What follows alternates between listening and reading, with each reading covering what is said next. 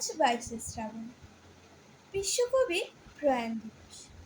তাই কবিগুরুকে প্রণাম জানিয়ে আমার আজকের নিবেদন কবি সুকান্ত ভট্টাচার্যের রবীন্দ্রনাথের প্রতি।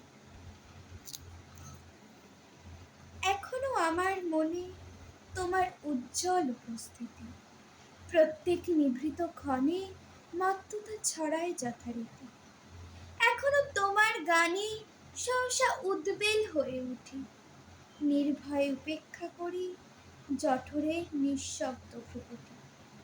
এখনো প্রাণের স্তরে স্তরে তোমার দানের মাটি সোনার ফসল তুলে ধরে। এখনো স্বগত ভাবাবেগে মনের গভীর অন্ধকারে তোমার সৃষ্টিরা থাকে জেগে।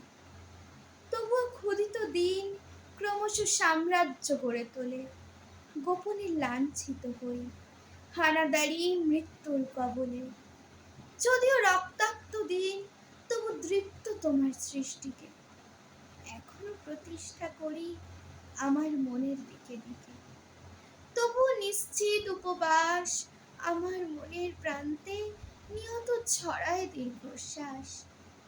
আমি এক দুর্ভিক্ষের কবি, প্রত্যহ দুঃস্বপ্ন দেখি মৃত্যুর সুস্পষ্ট প্রতিচ্ছবি।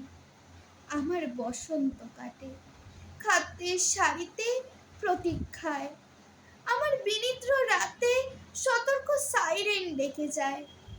আমার রোমাঞ্চ লাগে অযথা নিষ্ঠুর রক্তপাতে, আমার বিস্ময় জাগে নিষ্ঠুর শৃঙ্খল দুই হাতে।